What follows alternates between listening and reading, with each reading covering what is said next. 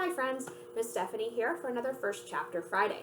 Today's first chapter comes from the book Cleo Porter and the Body Electric by Jake Burt. And if that author's name sounds familiar, he wrote Greetings from Witness Protection, which was on the Rhode Island Middle School Book Award list last year, and also a really good read. So let's dive in. Cleo Porter and the Body Electric, Chapter 1. 3 objects sat upon the carpet in Cleo Porter's living room: an apple core, a human skull, and a package wrapped in red.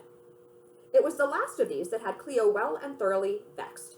She lay on her stomach, bare feet waving in the air behind her, and chin digging into the back of her hand. Her belly was starting to get itchy from the carpet fibers poking through her shirt, but she just wriggled a bit to scratch it. She'd stare at the glossy box for another hour if she had to, until it either disappeared or made sense. First, there was its color: deep red, blood red, hemoglobin red, as Cleo would say. Of course, she knew what it meant. The package contained medicine.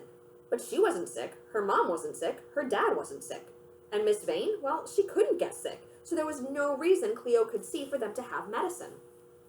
Then there was the label.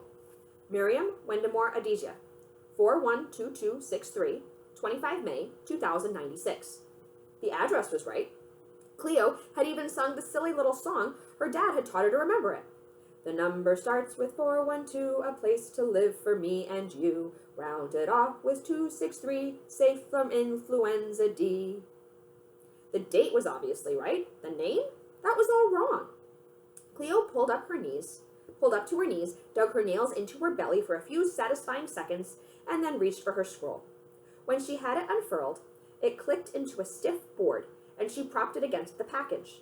A simple touch on the middle brought the screen to life, and an array of pillowy blue letters appeared. Virtual Adaptive Instructional Network. Use voice recognition to log on. Head, shoulders, knees, and toes, Cleo said quickly. The pudgy letters dissolved instantly, replaced by the fretful face of her teacher who peered at Cleo over her bifocals. You've been gone for a good deal more than a few minutes, Cleo, Miss Vane observed. Cleo glanced at the icon behind Miss Vane's right shoulder. The screen zoomed in and replaced the matronly teacher's face with that of a clock. It's only been 17, Cleo retorted, rolling her eyes. I can take a little break. The test isn't until next week. Miss Vane seized the opportunity to reclaim the screen. 17 minutes is more than enough time to eat an apple. Besides, your test is 5 days. It's in 5 days, darling. 5. And I've been studying for it since I was 6. That's half of my life. Miss Vane wagged a virtual finger at her. Some have been at it longer than that. Now where's your skull? We were reviewing the names of the sutures. Cleo grabbed the skull and held it in front of her scroll. Metapic, coronal, sagittal, lambdoid. There. Now, can I ask you a question? Always and anything, love. Who is Miriam Wendemore Adizia? Cleo repeated the name letter by letter, just to be sure. Miss Vane blinked, something she did only when consulting the database. Then she shook her head. Sorry, Cleo, I don't have information on anyone by that name. I could expand my search to fictional characters and variant spellings if you would like. Cleo frowned. No, thank you. It's not a historical figure or anyone like that anyway. Someone contemporary? Sorry there, love. Vanes don't have access to the directory. Why do you ask? Cleo picked up the scroll and turned it around, letting Miss Vane see the package. That's where I got the name. Miss Vane wore a reassuring smile as Cleo flipped her back. It's probably for one of your mother's patients, yes? Cleo squinted skeptically at the package. I don't know. I mean, it's not like my mom could just give her the medicine. It's no good here. Best ask her when she's done with work, then. In the meantime, may I suggest a thorough review of the optic nerve? A slowly rotating image of an eyeball replaced Miss Vane's face. Patient face.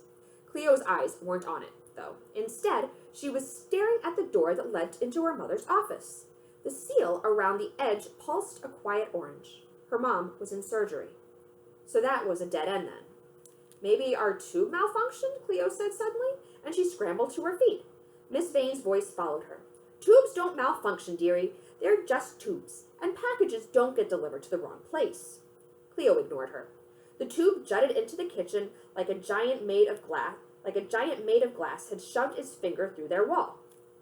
Cleo and her father had used paints to decorate it like a garden box, and every time a delivery whooshed in, it looked like the flowers and butterflies and bees were alive with life, if only for a second.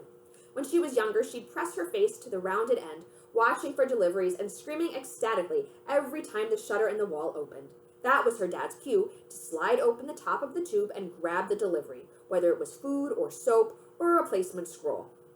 Cleo peered through the glass the same way now, but Miss Vane was right. It was just a tube. Their tube. It wasn't broken, and it certainly wasn't capable of magically manufacturing medicine.